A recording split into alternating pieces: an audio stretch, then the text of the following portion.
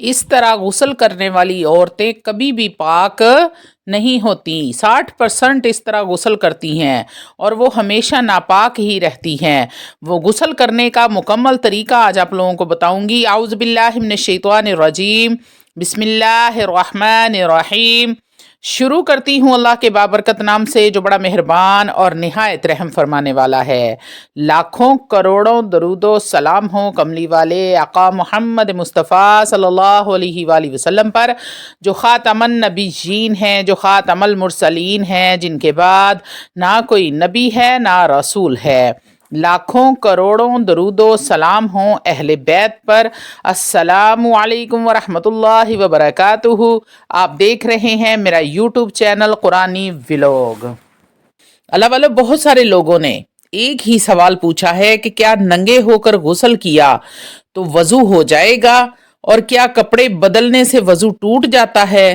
تو آج اس ویڈیو میں یہ دونوں سوالوں کا تفصیل کے ساتھ آپ لوگوں کو جواب بھی دوں گی، اور بہت سارے لوگوں کے سوالوں کے جواب آگے جا کر اینڈ میں دوں گی۔ اور جو لوگ میری اس ویڈیو کو دیکھ رہے ہیں، سن رہے ہیں، وہ صدقہ جاریہ کی نیت سے ویڈیو کو آگے شیئر کریں تاکہ تمام لوگوں تک یہ جوابات پہنچ جائیں۔ ان سوالوں کی وجہ سے بہت سارے لوگ بہت پریشان ہوتے ہیں۔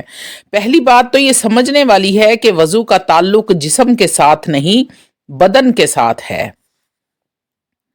جسم کے ساتھ ہے، بدن کے ساتھ ہے، ہمارے لباس کے ساتھ نہیں ہے۔ اللہ والو، اس طرح کے سوالات جو لوگ پوچھتے ہیں اس کے پیچھے ایک بنیادی وجہ ہے، اور وہ وجہ کیا ہے کہ جب غور و فکر کے مسائل مرتب ہوئے، علماء نے کتابیں لکھیں، اور پھر وہ کتابیں ہندوستان پہنچی، پھر وہ اردو زبان میں ان کا ترجمہ ہوا، ٹرانسلیٹ کیا گیا ان کو۔ جب یہ کتابیں لکھی گئی اس وقت غربت کا عالم تھا، غربت کا دور تھا، بیت الخلاء کا تو تصور ہی نہیں تھا، کسی کو اس زمانے میں یہ معلوم ہی نہیں تھا کہ واش روم کیا ہوتا ہے، باتھ روم کس کو کہتے ہیں، ٹوائلٹ کیا ہوتا ہے، یہ لفظ ہی نہیں بنے تھے اس وقت۔ اس زمانے میں لوگ باہر خالی جگہوں پر جاتے یا کسی اوٹ والی جگہ پر بیٹھ جاتے۔ اللہ والو، آج کے لوگ جب وہ اس دور کی لکھی ہوئی کتابیں پڑھتے ہیں تو پھر پریشان ہو جاتے ہیں۔ لباس کے بغیر جب ہم نہائیں گے تو کیا ہم گناہگار ہوں گے؟ اور لباس کے بغیر جب ہم ننگے ہو کر وضو کریں گے تو کیا وضو ہوگا یا نہیں ہوگا؟ ان بیچاروں کو یہ بات سمجھ ہی نہیں آتی کہ یہ اس وقت کا تقاضا تھا جب مرد حضرات نہاتے تھے۔ نبی کریم صلی اللہ علیہ وآلہ وسلم کے دور مبارک میں بھی نبی کریم صلی اللہ علیہ وآلہ وسلم غسل فرما رہے تھے، اور صحابہ رسول نے چادر تانی تھی۔ جب نبی کریم صلی اللہ علیہ وآلہ وسلم نے نہا لیا تو تھوڑا پانی بچ گیا، تو آپ نے صحابی سے کہا کہ پانی بچ گیا ہے، اب آپ بھی غسل کر لو، اگر پانی اور ملانا چاہتے ہو تو ملا لو، نہیں تو جو بچ گیا ہے اسی سے نہا لو۔ تو صحابی رسول نے کہا، یا رسول اللہ، مجھے اور پانی کی حاجت نہیں ہے، یہ پانی ہی کافی ہے، میں اسی سے وضو کروں گا۔ اور جب انہوں نے وہ پانی لیا تو نبی کریم صلی اللہ علیہ وآلہ وسلم چادر تان کر کھڑے ہو گئے۔ اس کو کہتے ہیں کہ پردہ کرنا۔ تو صحابی رسول نے عرض کی، یا رسول اللہ، آپ چادر نہیں تانے، میں خود ہی نہا لیتا ہوں۔ تو نبی کریم صلی اللہ علیہ وآلہ وسلم نے ارشاد فرمایا، پہلے میں نہا رہا تھا تو چادر تان کے کھڑا تھا، اب تو نہائے گا اور میں چادر تان کے کھڑا رہوں گا۔ یہ نبی کریم صلی اللہ علیہ وآلہ وسلم کی اخلاقیات کی تعلیم تھی جو انہوں نے امت کو دی، حسن سلوک تھا جو امت کو تعلیم فرمایا۔ اب یہاں آپ بات تو سمجھنے کی کوشش کریں، جب نبی کریم صلی اللہ علیہ وسلم غسل کر رہے تھے تو صحابی رسول چادر تان کر کھڑے تھے، اس کا کیا مطلب تھا کہ نبی کریم نے اپنا سطر نہیں کھولا، یعنی تہمد مبارک بدن پہ تھی۔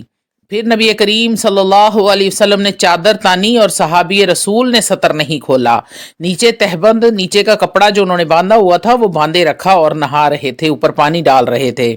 اللہ والو، یہ آج تک دیہاتی لوگ جو گاؤں میں رہتے ہیں وہ بھی اسی طرح ہی نہاتے ہیں۔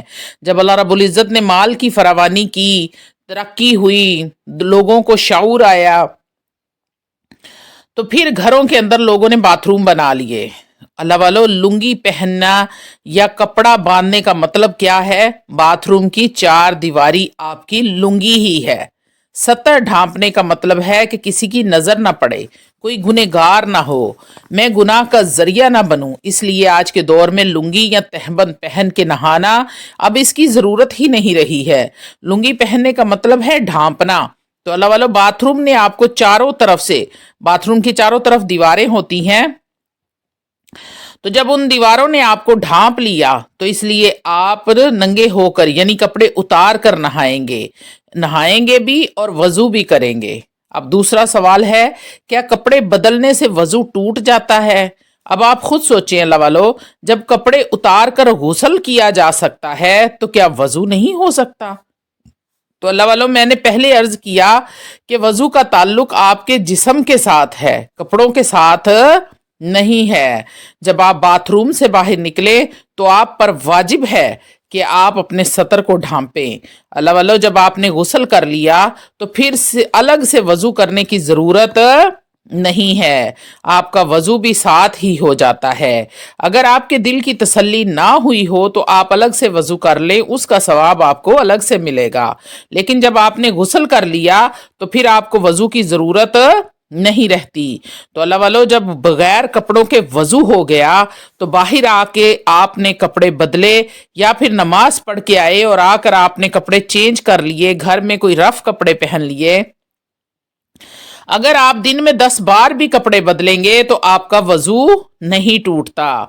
वजू टूटने वाली चीजों से टूटता है, मसलन बदन से खून निकल आना, रतूबत निकल आना, पेशाब के कतरे निकल आए हों, हवा खारिज हो गई है, इन बातों से वजू टूटता है। लिबास के बदलने से वजू नहीं टूटता, बगैर लिबास के भी वजू हो जाता है और लिबास के बदलने से टूटता भी नहीं है। अल्लाह रब्बुल इज़्ज़त आपको और मुझे समझने की तौफीक दे। अल्लाह वालों, किसी ने सवाल किया कि जोर से कहका लगाने से वजू टूट जाता है? तो जी नहीं, कहका लगाने से वजू नहीं टूटता। अब आपने वजू किया है और आप बहुत ज़्यादा हंसते हैं, खुश तबीयत है, तो आप हंस रहे हैं या कहका लगा रहे हैं तो आपका वजू नहीं टूटेगा। हाँ, अलबत्ता नमाज की हालत में अगर आपने कहका लगाया तो आपकी नमाज ज़रूर टूट जाएगी, वजू नहीं टूटता। एक और बहन ने सवाल किया, क्या अंडर लेग्स बालों पर हम वैक्स कर सकते हैं? तो जैसे आपकी मर्जी है आप कर सकती हैं, कहीं पर मना नहीं है। एक और सवाल है, वजू करते वक्त अगर बिस्मिल्लाहिर्रहमानिर्रहीम पढ़ना भूल जाएं तो क्या वजू दोबारा करना पड़ेगा? नहीं, वजू दोबारा नहीं करना पड़ेगा, वजू आपका हो जाएगा। एक और बहन ने सवाल किया, क्या मगरिब के बाद नाखून नहीं काटने चाहिए? तो अल्लाह वालों, ऐसी कोई हदीस नहीं है। हर जगह पर जिस्म को पाक साफ रखने का कहा गया है। कोई हदीस में ये नहीं है कि आपने इस टाइम नहीं काटने तो उस टाइम नहीं काटने। सफाई को निस्फ ईमान कहा जाता है। तो जब भी आपको लगे कि आपके नेल्स गंदे हैं या आपने काटने हैं तो आप काट सकते हैं, इसमें कहीं कोई ममानियत नहीं है। एक और सवाल है, हाजत के नवाफिल के लिए क्या अलग से वजू करना होगा? तो अल्लाह वालों, आपने हदीस नहीं पढ़ी? कैसे अजीब अजीब सवाल करते हैं आप लोग। आपने वो हदीस नहीं पढ़ी? नबी करीम सल्लल्लाहु अलैहि वसल्लम ने फतह मक्का के मौके पर एक ही वजू से कई नमाजें अदा की थी।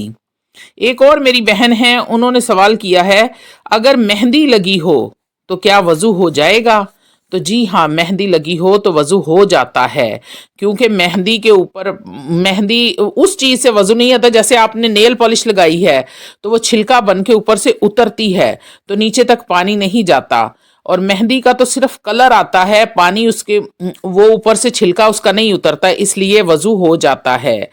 तो इसमें कोई मजायका नहीं है, आप मेहंदी लगा के वजू कर सकते हैं। हाँ, नेल पेंट लगा कर आप वजू नहीं कर सकते। इस तरह की कोई भी चीज़ अगर आपने हाथों पर, पाँव पर या जिस्म के किसी भी हिस्से पर लगाई है तो आपका वजू नहीं होगा, क्योंकि पानी जिल्द से नहीं, जिस्म से नहीं टकराएगा। ایک اور سوال ہے کتے کے بارے میں. کسی نے سوال کیا ہے اگر کتا کپڑوں کے ساتھ لگ جائے تو کیا ہم نماز پڑھ سکتے ہیں؟ ہمارے کپڑے پاک ہی رہیں گے یا ناپاک ہو جائیں گے؟ تو اس کا جواب ہے کہ اللہ والو اگر کتا خشک ہے تو کوئی حرج نہیں ہے، آپ نماز پڑھ سکتے ہیں. لیکن اگر کتا گیلا ہے، اس کے چھینٹے آپ کے اوپر آ گئے ہیں تو آپ کے کپڑے ناپاک ہو جائیں گے. پھر آپ کپڑے بدل کر وضو کر کے تو پھر آپ نماز پڑھ سکتے ہیں. امید کرتی ہوں کہ آپ کو ان باتوں کی سمجھ آ گئی ہوگی. تو اگر پھر بھی کسی کا کوئی سوال ہے تو آپ کامنٹ کر سکتے ہیں، انشاءاللہ تعالی اس کا بھی جواب آپ کو ضرور اور ضرور دیا جائے گا. وآخر دعوانا الحمدللہ رب